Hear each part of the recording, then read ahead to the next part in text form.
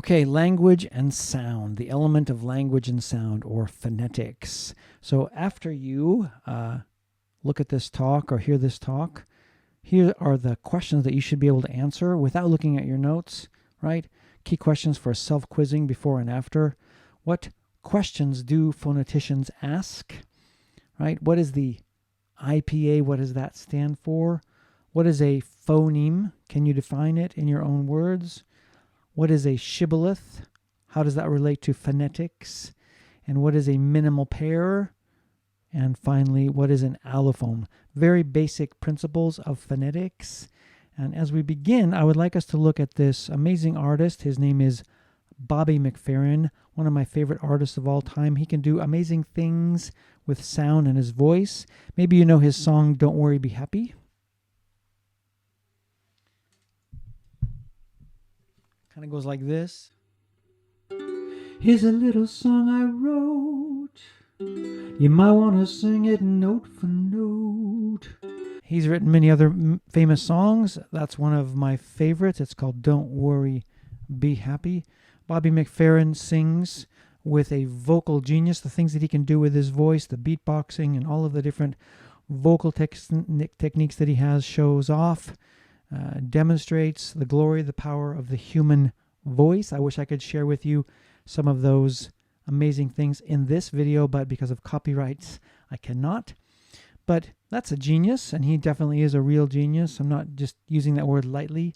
Nevertheless, all of us possess a kind of linguistic genius.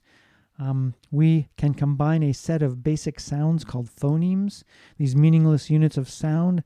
We can combine them into meaningful sounds that we call words, right? And we can sing or speak millions and millions of words. So we're looking at this idea of phonetics and how it relates to understanding and producing sounds with the human voice.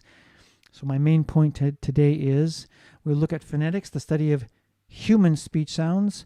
We'll see how bits of sound help us create words that form the basis of language and that help us make art and communicate about feelings, events, ideas, and stories.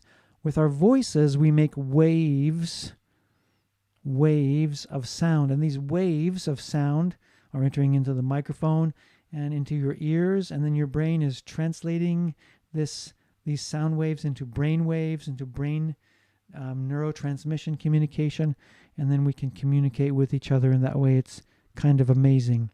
In addition to the questions that you should be able to answer after looking at this talk, there are also some things about the human voice and phonetics that might help you more greatly appreciate the human voice and what we can do with it.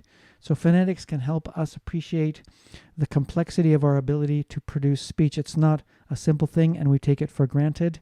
It can help us understand in a very simple way the background of the science of speech technology, so we can speak into a computer and it can write down our words, and we can select a text on a computer and it can speak back to us. And there is phonetic science behind this idea of speech tech. That's amazing. And we can also, with learning phonetics, we can learn how to improve our pronunciation and speech sounds, or teach pronunciation or speech sounds more effectively. And we can also appreciate the beauty of the human voice and language. For example, literature and poetry and musical language, but that's a different topic. It's the topic of stylistics, and we'll look at that another day. So the first basic thing is, what does a phonetician ask? If you are onsei gakusha in Japanese, if you're a phonetician, what kind of questions do you ask? Well, the basic questions are, how do we produce sounds? How do we do that? And how do we understand sounds? So these are very basic questions that a phonetician might ask. Right? As you know, we can make many sounds. It's not an infinite number, but we can make a lot of them. For phonemes, it's between 11 in the language of the Piraha. That's an Amazon language. And then there's 141 sounds in kung. I think that's an African language, and the K sound is hard for me to pronounce. It's kung. Not very good at the K like that. We'll look at that a little bit later, right?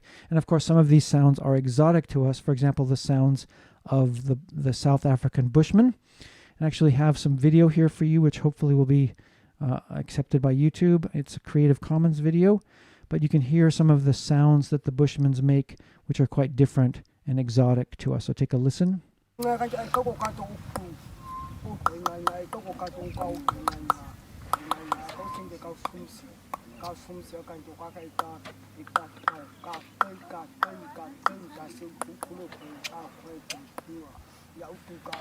So that's quite amazing. That's a click language, and we'll be looking a little bit at it, looking at that a little bit later. But let's start out talking about the IPA, which stands for the International Phonetic Language. To understand phonetics, we can enter through the door of this International Phonetic Language. In Japanese, here's the word kokusai onsei kigo is the way we say it in Japanese, since most of my students are in Japan. And it's a way of writing down all of those sounds that you just heard. We can write them down with the IPA. The IPA shows all the sounds in all the world's languages. And we need something like the IPA to accurately represent the sounds. We need symbols for those sounds that we just heard, and so the IPA gives us those symbols.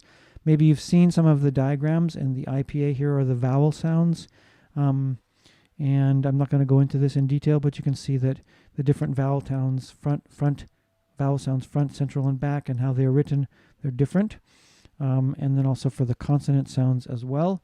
You can see there's a chart here. And we'll look at some of these so you can get a basic elemental idea of what the IPA does, how we write down sounds. For example, let's take a look at these sounds. If I were in America and I wanted to buy a futon, I would go to the store and I'd say, I want to buy a futon, right? Of course, in Japan, you wouldn't say it that way, right? You'd say, I'd like to buy a futon. So the F sound here in English, futon and huton, are different, and we write them differently. So the circle with a line through it is futon, like that. So this is just one example of how the IPA takes a sound and makes a special symbol unique for that sound, right? So as we look further here, we'll look at the idea that the IPA represents phonemes. Now, how do you say phonemes in Japanese? It's onso, right? And they are the smallest units of sound in a language, right? The smallest bit of sound that distinguishes two words, and we'll look at that in detail in a few minutes, right? So phonemes are the units of sound that help us distinguish one word from another. If all the sounds in the language were the same, you wouldn't be able to distinguish the sounds from each other. So we need different sounds to distinguish the symbols from one another so we can make words and meaningful units out of them. The sounds P, D, the sounds P, B, D, and T distinguish pad, pat, bad, and bat. These sounds are different, and they help us see the differences between these different words. There are two types of phonemes, of course, consonants and vowels, right? Shi'in and bo'in. There are two types of basic phonemes. Everybody knows the words consonants and vowels. That's basic, even if you don't study phonetics. And of course, accent is one element of phonetics, right? So the way we pronounce words are differently based on different countries and dialects. So for example, if I go to Scotland, they might speak a little bit more like this. If you're from Scotland, everything's great. If it's from Scotland, it's great. It's great. Sorry if anybody who's Scottish is watching this and you say my accent's bad, but I did live in Scotland for a little while, and I have a little bit of an accent that's from Scotland. It's great. Scotland is great. Scotland is great. So an accent can show where you're from. It can show your level of education. It can show your income level. It can put you on the inside or the outside, right? So maybe people are a little bit discriminatory. They discriminate against people with different accents. That's not a good thing, right? And they can make people like you or fear you. So there's a great video on YouTube with this comedian, Dan Soder. He has a surefire anti-mugging trick. In a dangerous situation, he puts on a Russian accent. So in class, I'll show you this video. But if you're walking in a dangerous, he's suggesting that if you're walking in a dangerous area in New York City and someone comes up and they look like they're going to take your money, just speak to them in a Russian accent and they'll be afraid of you because for some reason, he says, Russians are the scariest white people. Whatever, that's his joke, but it's a really interesting idea because it shows how people feel about different accents, right? So in any case, probably that's because of the influence of movies or whatever, but accents influence the way we think about people. So I'll try to show you this video in class, right? A more famous example is the example of a shibboleth, right? So people, and it's the same idea as previously with the Russian accent, but a shibboleth is this idea that people will judge you based on your accent.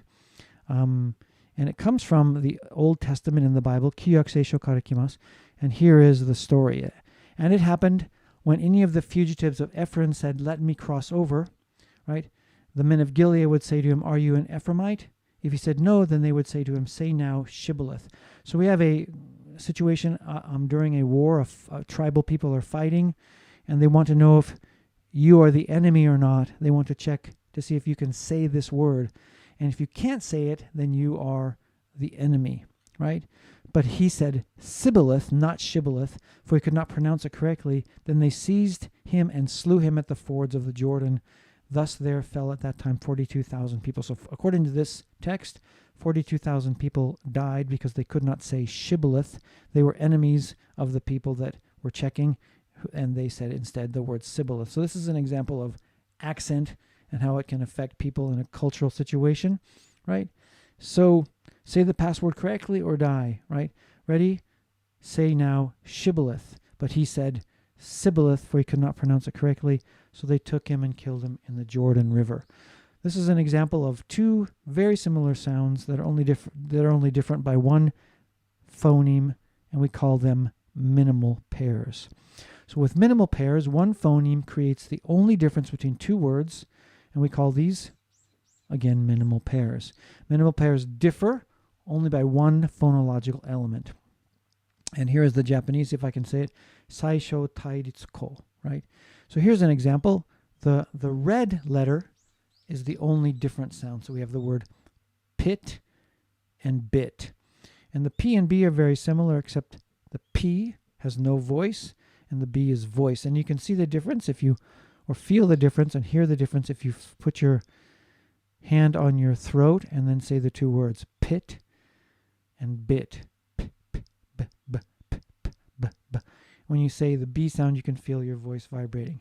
And the same here, these two letters only differ by the red letter I and E. So these two words are called minimal pairs. They're only separated by one phonological element. So we're moving right along. Let's look at some more amazing things that people can do with their voices.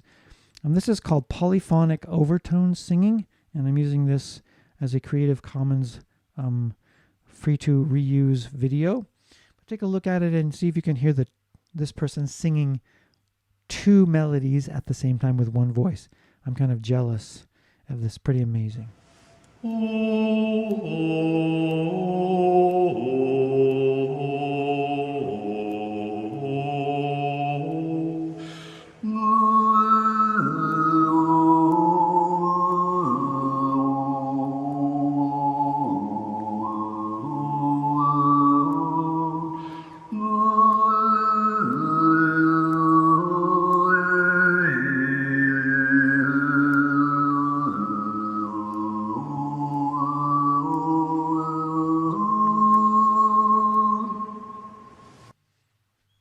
That was amazing. So he was singing two notes, two sounds at the same time. That's just something interesting. You don't have to remember it. It's called polyphonic overtone singing. It's very common also in places like Mongolia, where they have the famous Tuvan throat singing. But related to this, at least in the concept of two things, we're looking at the idea next of allophone. So as we just saw, the human voice can make amazing sounds, and these sounds have subtle nuances. For example, phonemes can vary in real speech, right? So when we speak, one phoneme can have two variations, like we just saw the man singing two notes at the same time. So one phoneme P can have two allophones. So if we take the sound P, there's actually variations of it, and we call these allophones. So let's take a look. A phoneme can make two different sounds, right? A phoneme can make two different sounds. So take a look at the word pot and spot. And to test this out, you need a piece of paper. So I'm going to get one.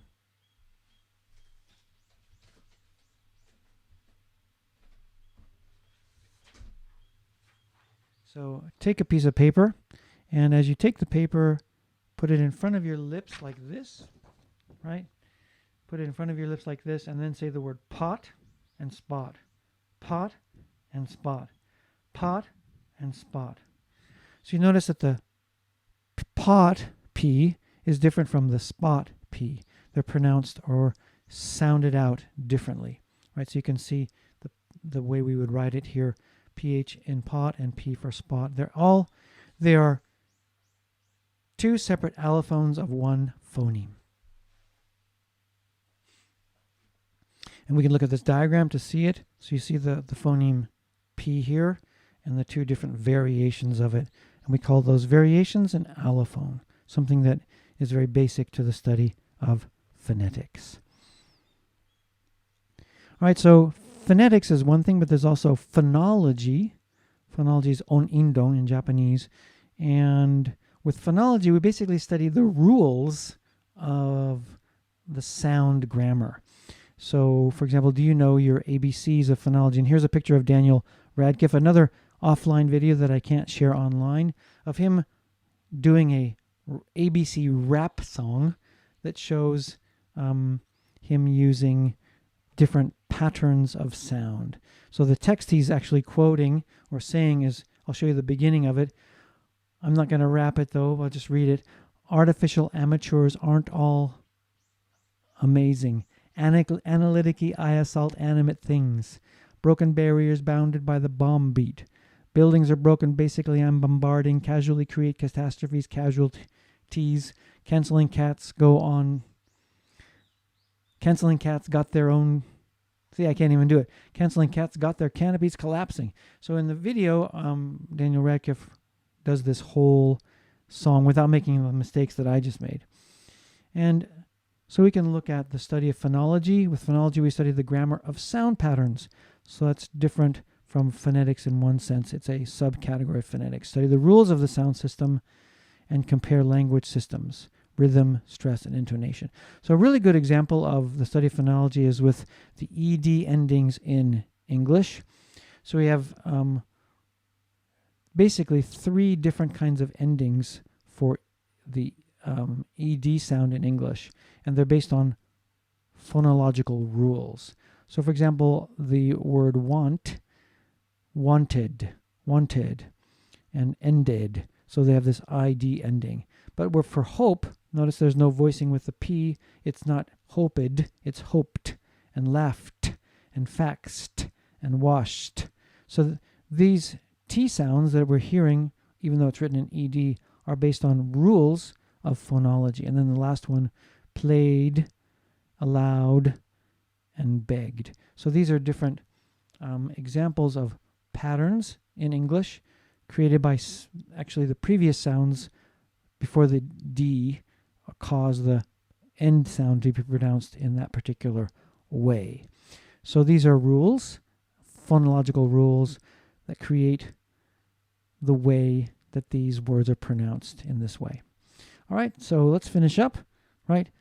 How phonetics and phonology help us, right? So we can enjoy sounds, literary and language sounds with stylistics. So just appreciating the power of the human voice in art and music and poetry and literature. Learners and teachers can benefit from knowing some phonetics, right? So we can see differences between sounds. We can practice sounds more carefully. So when we become aware of these different sounds and how they're pronounced, it can help us pronounce them more accurately. So we create a deeper awareness of how sounds are made and what the sounds are actually. We can actually become more deeply aware of what sounds we're making or need to make. And we can use the IPA to write these sounds down if we need to. There's another video I want to share with you offline. It's from the Pink Panther, the more recent version. In this video, Inspector Clouseau, played by Steve Martin, tries to be, he wants to go to America and he needs to learn how to pronounce English, and it's actually pretty funny. But the point I wanted to make from showing you this video is that teachers and learners can use phonetic knowledge to help teach people to pronounce English better, right? There's also another video here which I would like to share with you, but it's copyrighted, It shows the power of phonetics and AI.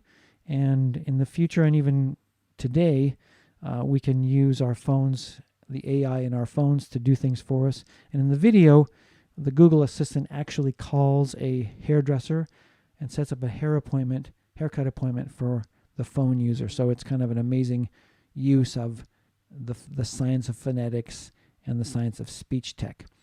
For me personally, the most important thing about phonetics is just the beauty of the human language. I also have another offline video that shares this poem with you, and I'll leave it at this, right? I met a traveler from an antique land who said, "Two vast and trunkless legs of stone stand in the desert. Near them on the sand, half sunk, a shattered visage lies, whose frown and wrinkled lip and sneer of cold command tell us that its sculptor well those passions read, which yet to survive. Stamped on these lifeless things, the hand that mocked them and the heart that fed. And on the pedestal these words appear, my name is Ozymandias, King of Kings, look on my works, ye mighty, and despair. Nothing beside remains round the decay of that colossal wreck, boundless and bare, the lone and level sands stretch far away." I did not read that very well. The video that I'll share with you in class is read by Brian Cranston, and it's amazing. But what's cool about this is that the statue of this great man is fallen, but the words that are written about him will last. The statue will maybe last in pieces. Maybe it can be restored. But there's something powerful about words that if they are well done and well written, and if they attain a literary value, they may outlast the things that they talk about. And so there's a sense that these sounds and words that we create may have sort of an eternal life to them. So that is all I have on phonetics. Thank you for listening.